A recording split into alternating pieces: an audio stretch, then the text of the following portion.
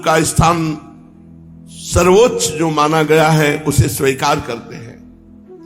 वे भक्ति के मूर्तिमान अवतार, प्रेम की सजीव मूर्ति। उनके जीवन में परम वैराग्य, महान त्याग, अलौकिक प्रेम, अभूतपूर्व उत्कंठा और भगवान के लिए विलक्षण छटपटाहट थी। उनका अवतार संसार के कल्याण के निमित्त ही हुआ। महापुरुष के जीवन में असंख्य जीवों का कल्याण हुआ चैतन्य महाप्रभु के जीवन में, और उनके चरित्र से, उपदेश से असंख्यों का होता रहेगा। ऐसे महापुरुष का जीवन कल्याण की इच्छा रखने वाले जीवों के लिए निर्भ्रांत पथ प्रदर्शक बन सकता है। चैतन्य चरित्र अगाध है, दुर्गेय है, साधारण जीवों की समझ में ना तो आ सकता है और ना समझाया जा सकता है। दुष्कृति पुरुष उसे तो श्रवण ही नहीं कर सकते, पापी पुरुष तो श्रवण ही नहीं कर सकते, उनके कान में ही नहीं जाएगा चरित्र।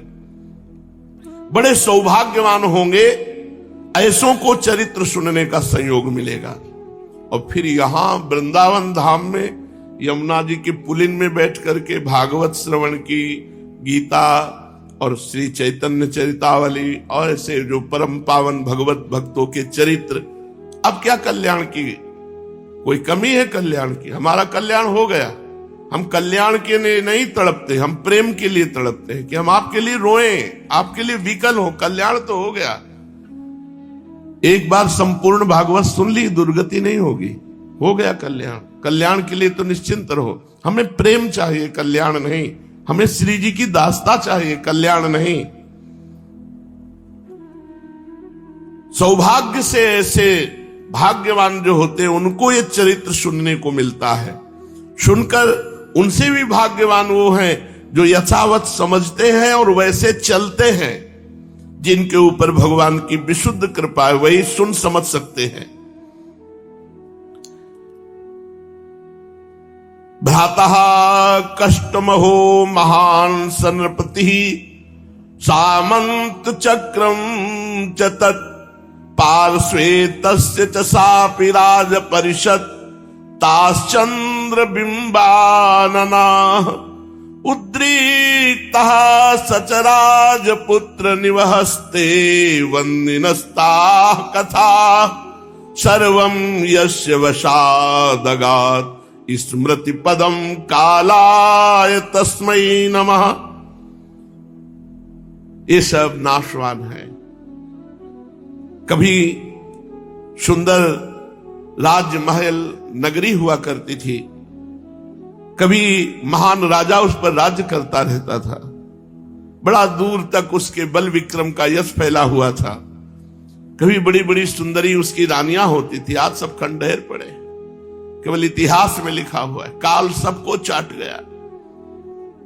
इसका भाव यह है कि तुम अपनी यश कीर्ति के चक्कर में मत पड़ो, कब चले जाओगे पता नहीं, इसलिए खूब नाम रूपी धन जमा कर लो, भगवान के लीला चरित्र सुनो, अपने मन को भगवान में लगा दो, यही सार्थक है। महाप्रभु श्री श्री चैतन्य देव का प्रादुर्भाव विक्रम की 16वीं शताब्दी के मध्य भाग में हुआ। वे लगभग आधी शताब्दी तक इस धराधाम पर विराजमान रहकर भावुक भक्तों को निरामय श्री कृष्ण प्रेम पीयूष का पान कराते रहे। उस समय के और आज के भारत की तुलना कीजिए, आकाश पाताल का अंतर हो गया है। राजनैतिक, सामाजिक, आर्थिक तथा धार्मिक सभी प्रकार की स्थितियों में घोर परिवर्तन हो गया है। उस समय लाखों स्त्रियों ने अपने पतियों के साथ हंसते हंसते जीवित जल गई। अनुमान लगा सकता है कोई कि अपने धर्म के लिए हजारों नवयुवतियां ने आग में प्रवेश कर लिया। आग जैसे होली आग लगाई और उसमें प्रवेश कर गए कि कोई विधर्मी हमारे शरीर को छू ना पावे। भक्तों का वो आदर्श प्रेम, कृष्ण भक्ति की वो निष्कपटता, सेवा पूजा में उतनी श्रद्धा इस समय देखने में नहीं आती। वे बातें समय के साथ विलुप्त हो गई। असली प्रेम तो उन महापुरुषों के साथ ही चला गया।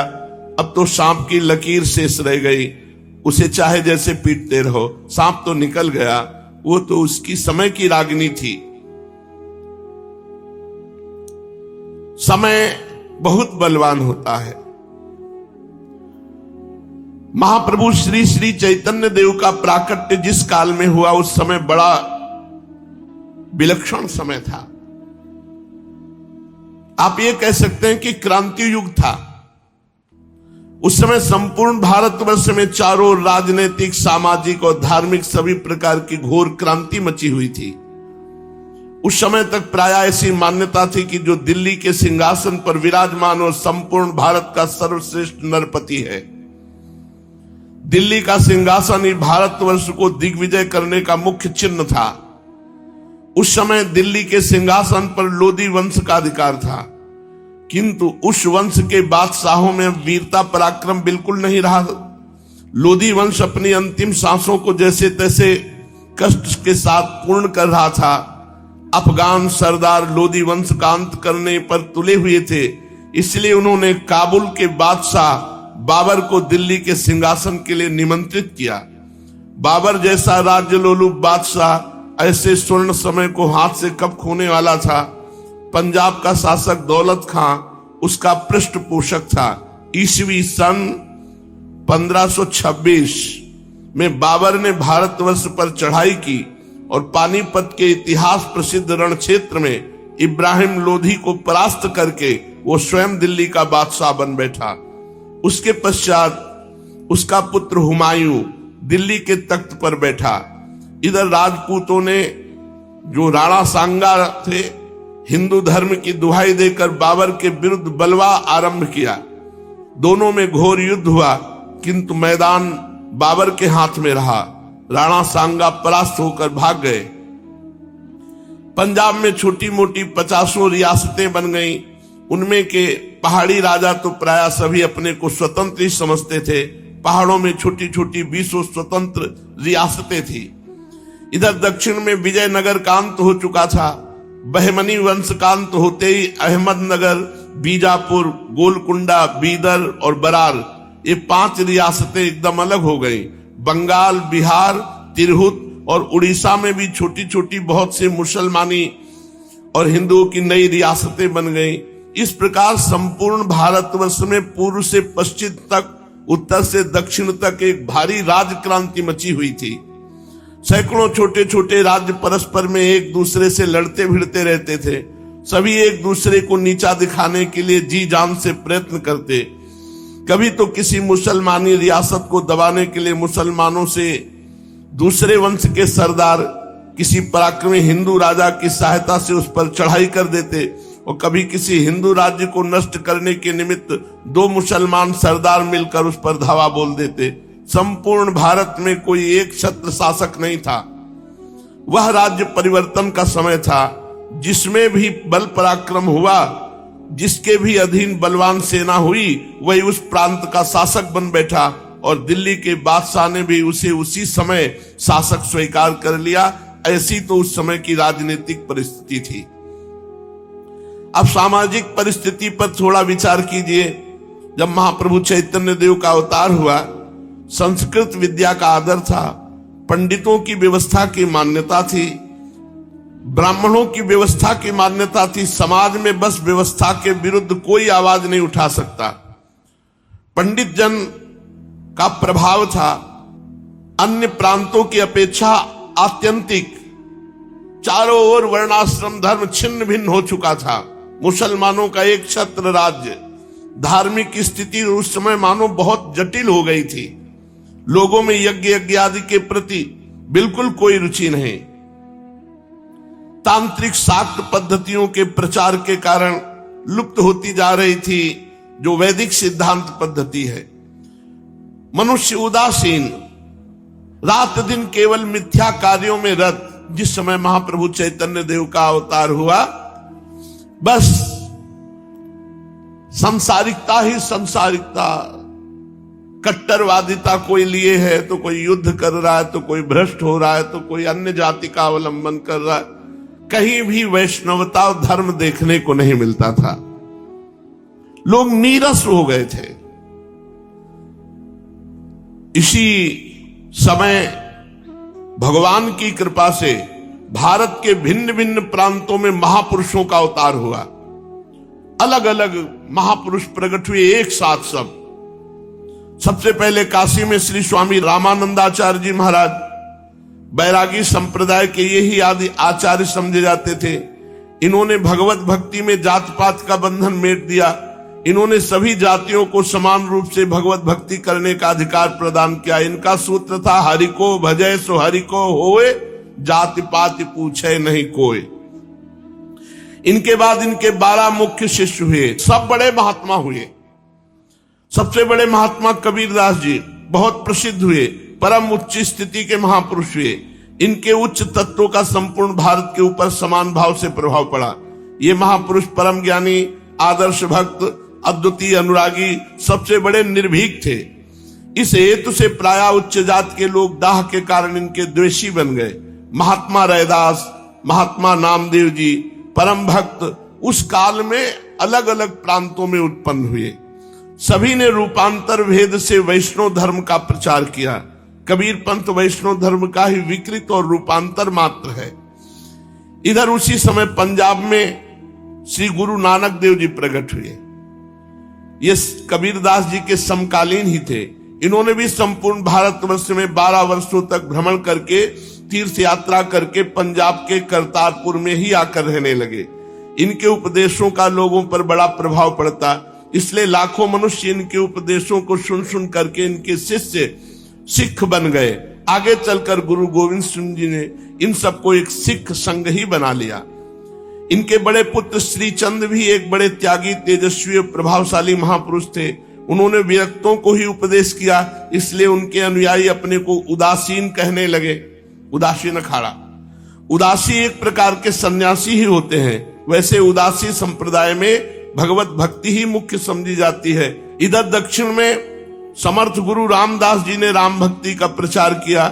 उनके प्रधान शिष्य छत्रपति महाराज शिवाजी केवल राज्य लोलुप लड़ाकू शूरवीर ही नहीं थे, वे परम भागवत वैष्णव थे। उनके युद्ध का प्रधान उद्देश्य होता था हिंदू धर्म की रक्षा, गौ और ब्राह्मणों का प्रतिपालन। इनके द्वारा महाराष्ट्र में भजन कीर्तन और भगवत भक्ति का खूब प्रचार हुआ।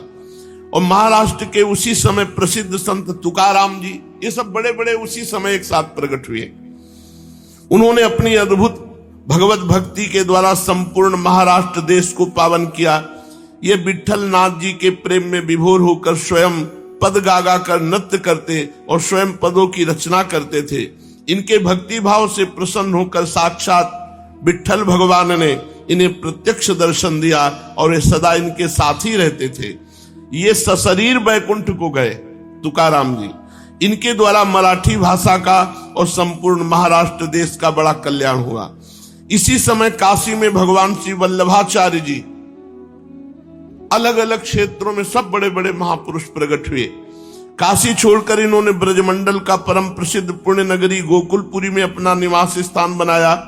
शुद्धाद्वैत संप्रदाय के यही प्रधान आचार्य माने जाते हैं। श्री बालकृष्ण के उपासक थे। इनके द्वारा देश के विभिन्न स्थानों में श्री कृष्ण भक्ति का खूब ही प्रचार हुआ। इनके शिष्य अधिकांश धनी मानी पुरुष होते थे। गुजरात काठियावाड़ की ओर इनके संप्रदाय का अधिक प्रचार हुआ। इनके 7 पुत्र थे। इन सभी ने वैष्णव धर्म का खूब प्रचार किया। इसी समय बंगाल में श्री चैतन्य महाप्रभु का प्रादुर्भाव हुआ। पूर्व बंगाल की बड़ी दुर्दशा थी। यत्र यत्र च मद भक्ता प्रशांता समदर्शिनः साधवा समुदाचारास्ते पूयन्त्यपि कीकटाः। श्रीमद् भागवत में कीकट देश की परिभाषा की गई है कि जहां काला हिरण स्वेच्छा से विहार न करता हो, जहां ब्राह्मणों की भक्ति न हो, जहां सुचि पवित्र सज्जन और विद्वान पुरुष निवास न करते हो, वो अपवित्र स्थान वहां जाना नहीं चाहिए। और नाम भी बताए हैं, अंग बंग कलिंगेशु सौराष्ट्र मगधेशु च तीर्थ यात्राम बिना गत्वा पुनः संस्कार मरहति। अंग देश, बंग देश, कलिंग देश, सौराष्ट्र और मगध देश अगर बिना तीर्थ यात्रा के इनके चला जाए तो आकर पुनः संस्कार कराना पड़ेगा, इतना अपवित्र हो जाता है। पूर्व काल में ऐसी मान्यता थी कि बंग देश में प्रवेश करते ही ब्राह्मण अपवित्र हो जाता है। महाभारत में स्थान स्थान पर इसका उल्लेख आया है। यहां तक कि तीर्थ यात्रा के समय पांडवों के साथ जो ब्राह्मण थे वे बंग देश की सरहद आते ही उनके साथ से लौट लिए। तीर्थ यात्रा के निमित्त भी उन्होंने बंग देश में जाना उचित नहीं समझा। इसमें असली रहस्य क्या है वो तो सर्वज्ञ ऋषि समझ सकते हैं। उस समय बड़ा नियम पालन करते थे। अब सोचो, जहां ऐसा शास्त्र में लिखा है उसी देश को पावन करने के लिए महाप्रभु बंगाल में ही तो प्रकट हुए। कोटि कोटि तीर्थों से भी अधिक पावन बना दिया बंगाल को।